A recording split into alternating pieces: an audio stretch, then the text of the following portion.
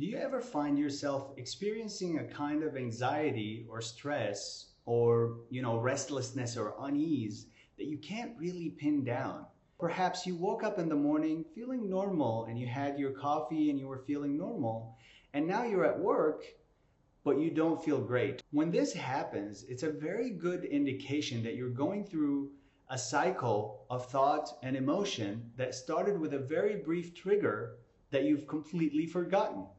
And it happens all the time to everyone. Imagine, for example, that you're driving and you're on your way to work, everything is nice, and you see something like a street sign or a store or something, and it triggers a memory from your childhood, or maybe it triggers a thought about a person or place. And that thought could be as brief as a flash, like an image. You just remembered something, right? And then your mind jumped to something else because that's what it does. It's something associated with that. And that generated some sort of negative emotion because of that person you thought about, or that event in your past, or something that might make you worry. And now you're a little bit worried. So the feeling arose. And by our biological nature, emotions tend to last longer and linger longer than thoughts because they're chemical reactions that really go throughout your body. The stress hormones or the cortisol, adrenaline, all of that got released and it's now in your bloodstream. And so you're feeling the emotion. Your nerves got activated, all of that.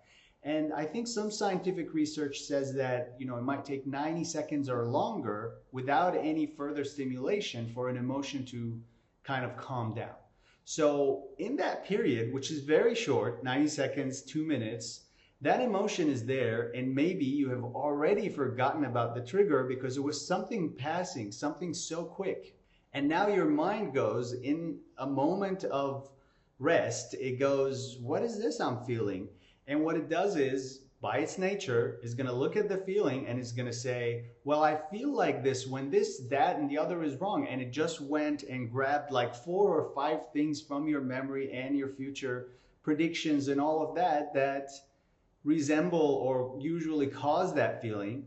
And what happens when you grab all of these negatively associated things from your mind is you're going to trigger more of the emotion, and you just went ahead and reinforced it and created more of the emotion. So you're going to lengthen the time it takes for that emotion to calm down. And we find that the anxiety or the stress keep going throughout the day, maybe until you get distracted by something that you're completely focused on, or something good happens, or whatever it is that makes you forget it. And also, most likely is that you get so busy with something that you don't think about anything negative, and the emotion gets enough time to calm down, and then it doesn't reinforce itself. This is kind of why sleep tends to help us relax and wake up feeling a bit better than we did the night before, because it's stopping that thought emotion loop. So then what do you need to do about that, especially in those moments when a thought appears like a brief single frame image from your childhood and it disappears and you literally cannot remember it? Is to, I think, in my opinion, is 2 things that you can do. One is to generally increase your awareness. So if you're driving or doing anything else, if you are kind of in the mindset where you want to be aware of your surroundings, and of what you're doing and kind of focused, then you're actually going to start seeing these moments. Like, do that today, and I promise you, you're going to see it. You're going to be walking down the street or sitting on your couch at home, and you're going to see one of those thoughts, and you're going to feel the associated emotion. And when you have that awareness, when the thought and the emotion arise, the loop is never going to happen.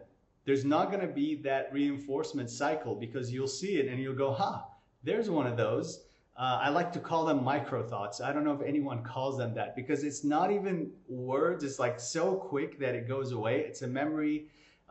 It's a prediction, a judgment, something like that, that happens so quickly. And it happens so much in our daily lives because the mind is working so quickly trying to make sense of everything.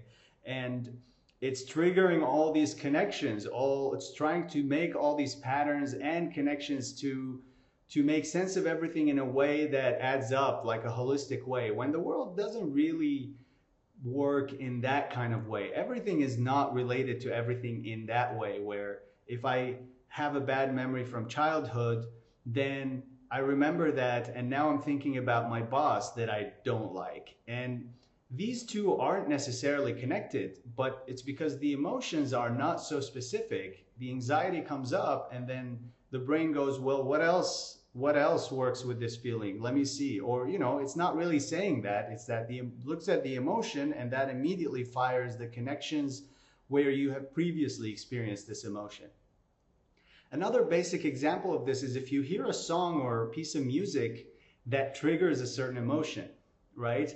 And a lot of times that emotion is associated with the time period when that song came out. So that might be a happy memory, and then you feel happy. And sometimes it might be that you miss that time. And so over time, a song that once was happy is now connected to more negative spaces because it elicits a feeling of nostalgia, and then you feel lonely, and then you feel like you miss certain things and like you've wasted time or whatever. And that creates this emotion, and then it brings up all the things in your current life that you're not happy with and that you don't like and you would like to change. And then you're going on that thought, and then now you have the emotion and the thought creates another emotion, the emotion creates another thought, and it goes on and on and on. So like I said, simple awareness of what you're doing.